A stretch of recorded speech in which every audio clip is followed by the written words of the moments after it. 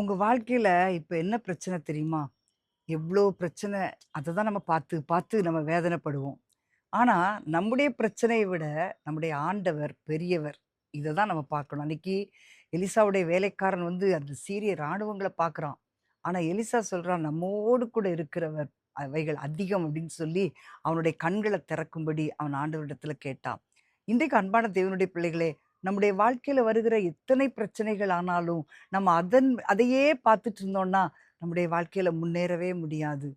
தாவீது கோலியாத்த பார்க்கல.